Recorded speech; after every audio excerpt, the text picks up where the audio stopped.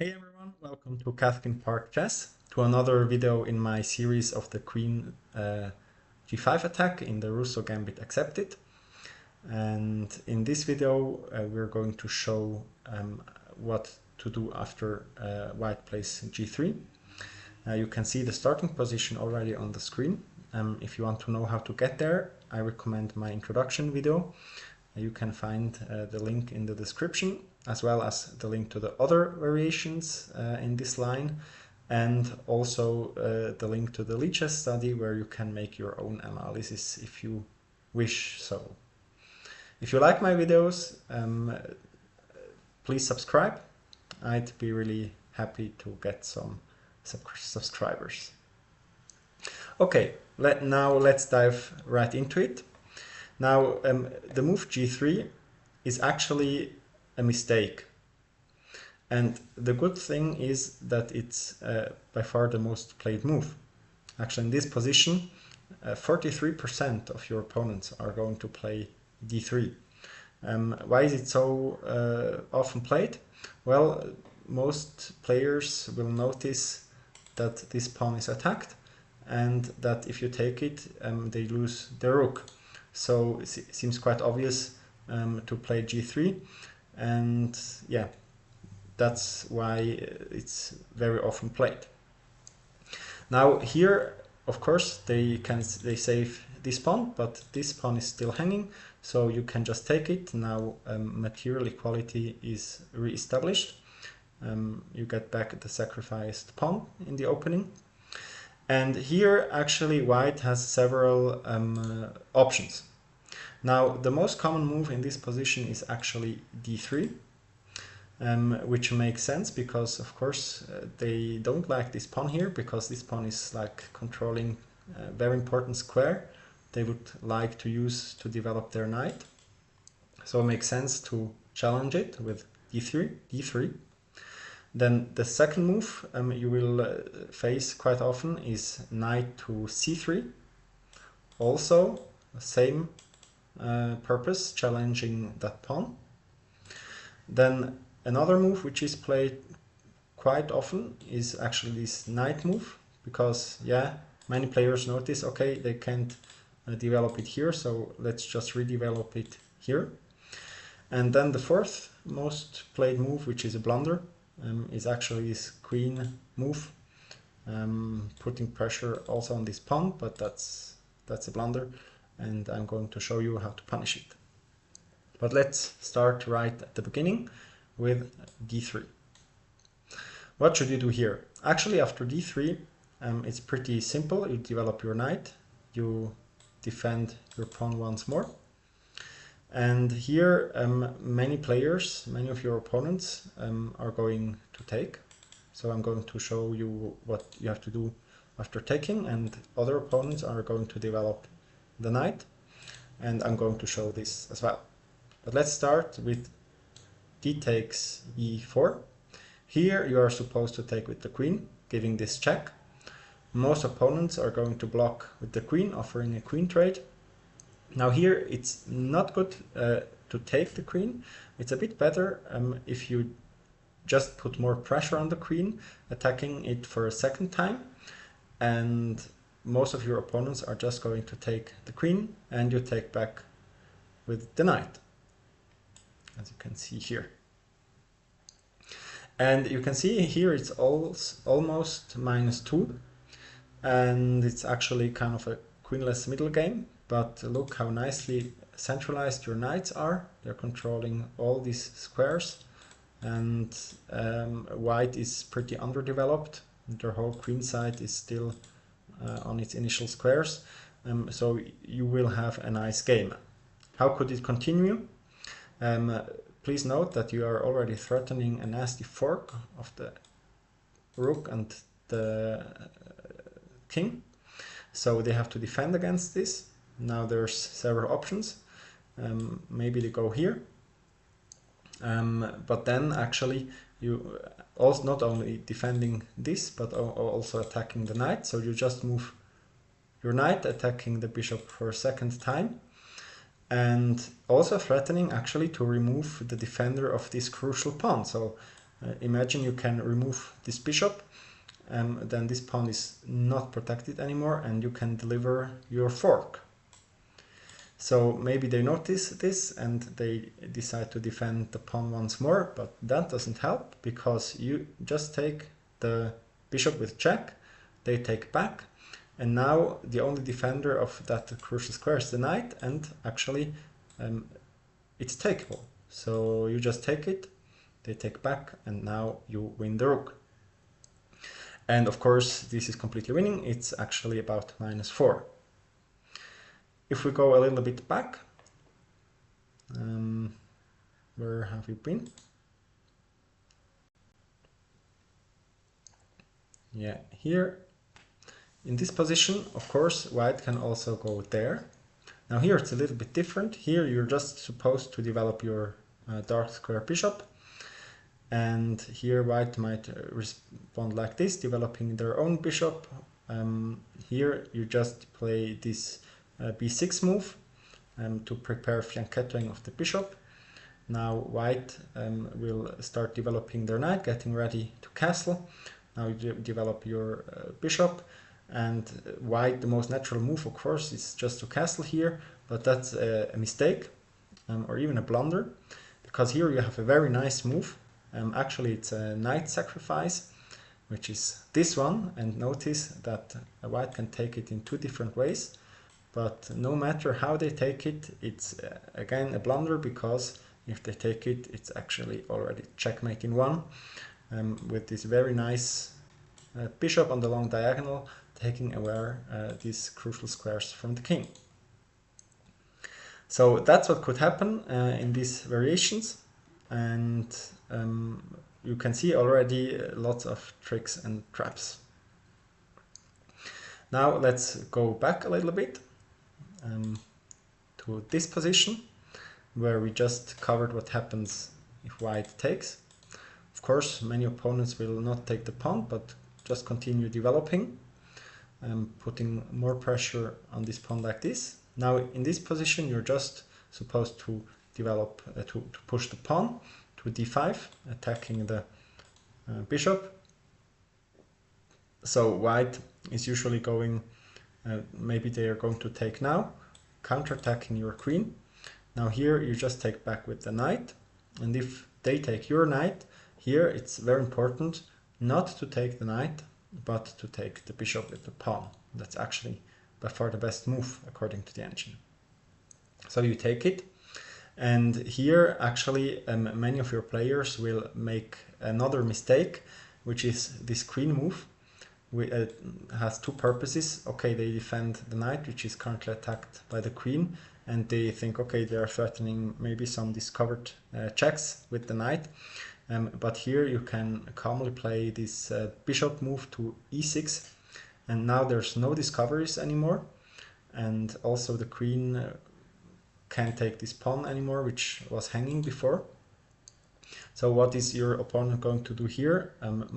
Many opponents, they are just going to develop the knight, getting ready to castle, but that's again a mistake, because now you have this very nice move, which is just long castling and getting your king safe, and if they castle as well, then you can actually play this move, and now you're putting lots of pressure on your opponent.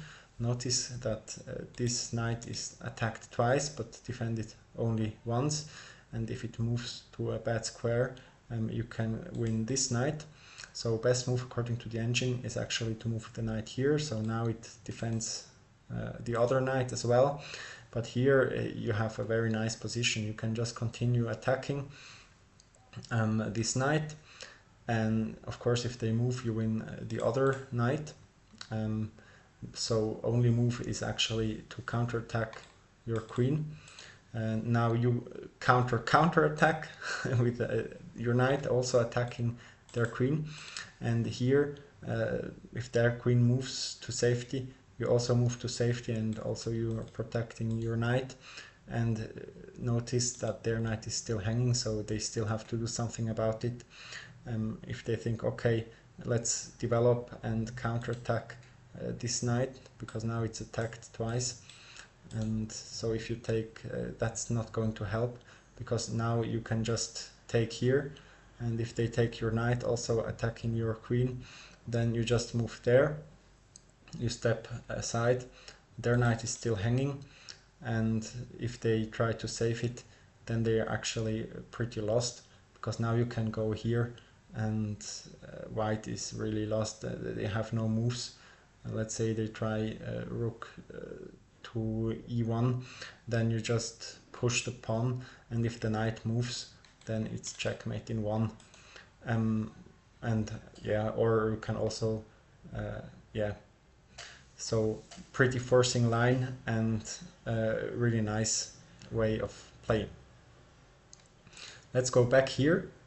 When you pushed the pawn, of course, not all of your opponents are going to take here.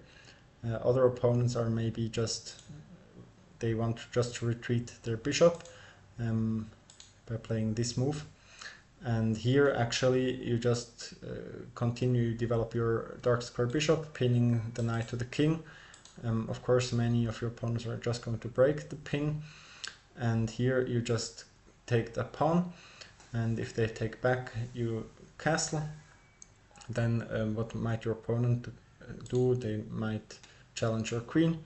Notice that it's still defended. If you move your queen, they can take here. That's actually pawn sacrifice, but that's no problem. You can take their bishop, so white has to retake, and now they have lost castling rights. Now you can just take their knight, which comes with a discovered attack on the queen, so the queen has to take, gives a check, no problem, you step aside, and then if they just continue developing naturally, that's actually again a mistake, because here you can just move the queen here. Now this knight is attacked twice, and notice that if it moves away, this pawn is going to fall with check, and at the same time you're also threatening this to take this pawn with check. So pretty good stuff. So if they move, you just take here with check, and it's a completely winning position. Okay, so let's go again back quite at the beginning, where we covered what happens after d3. Now we are going to cover other variations, and let's see what happens after they develop the knight to c3. Now here again, exactly as before, when you develop the knight after d3, you're going to play exactly the same move. You develop your knight. Then here, many players are actually going to play this queen e2 move. Of course, here the most played move is actually this queen to this d3 move, but we already covered this. It's actually a transposition to the line we just covered before. So many other players are going to play this queen move, and that's a huge blunder, because now you can take the initiative and attack your opponent with this nice knight move, attacking the queen, and also threatening to take here with a fork. So basically the only move is to move back. Now you bring in the other knight, threatening to take here with checkmate, and here they have to defend like this, but that's no problem. You just move the knight back. Now you are attacking their bishop, and it's also a discovered attack on that knight, and white is actually lost. If they take here, you actually have even a better move than just taking the knight. You can give this check, and if white moves the king here, then it's actually, now you take, and now it's actually checkmate, because your knights are doing a good job in taking away crucial squares from your king, from your opponent's king. Yeah. Let's go back a little bit. Let's say here, if they try to save both the bishop and the knight, there's only one move, going back here, but that doesn't help at all, because now you give again this check, and the only move for white is actually taking with the queen, and now it's completely winning, and you win the game easily. Okay, let's go a little bit further back. Let's go here. Now in this position we covered what happens after this move, which was a mistake, but there's other moves like developing the knight, which is a bit better. And here you just continue, push the pawn to d5, and white is going to move. Now you bring in your bishop, threatening checkmate. Now the most obvious move is to castle, and you can castle as well in this position. And now they might playing d3, logical move. And now you can bring in your knight, and it's getting already very dangerous for your opponent's king, because look at these light squares, they are very weak. And you're already threatening to go here with the knight. So if they, the only move actually to stay in the game is this one. If they try anything other, like maybe they think, oh nice, I can fork, I can fork you. That's actually a huge blunder, because now it's a mate in 3. You go here, king has to move, and then it's actually yeah, maybe they go here, now you go there, and only move is here, yeah, and now it's checkmate.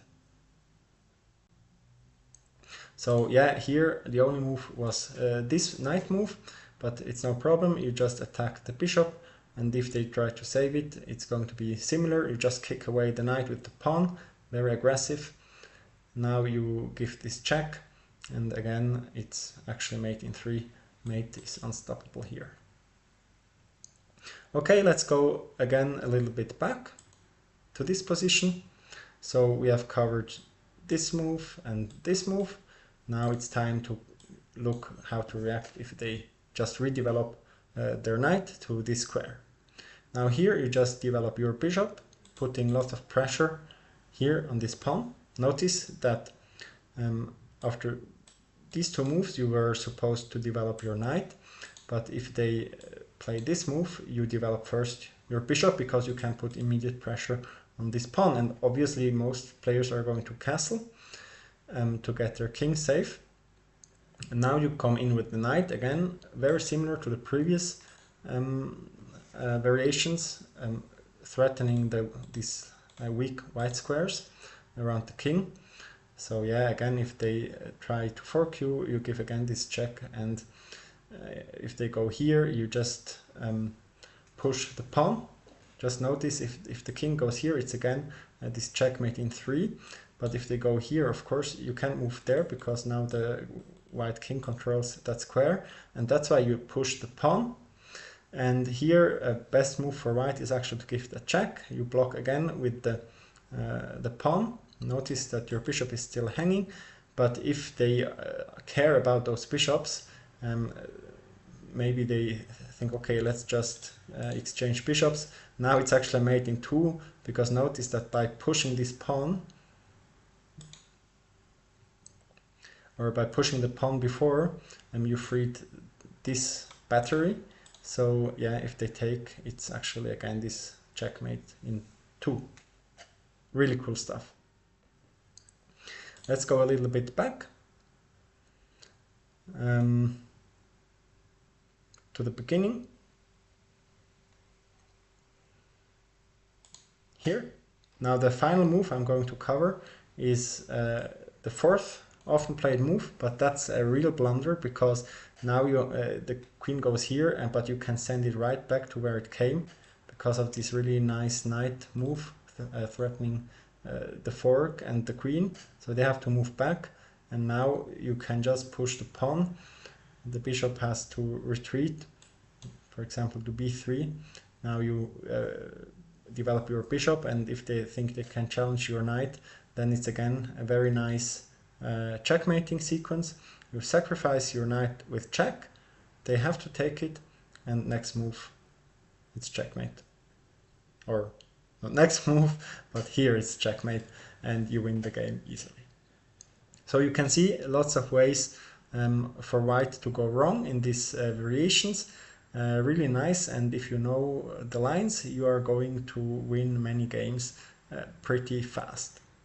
I hope you enjoyed this video, and hope to see you soon. Bye.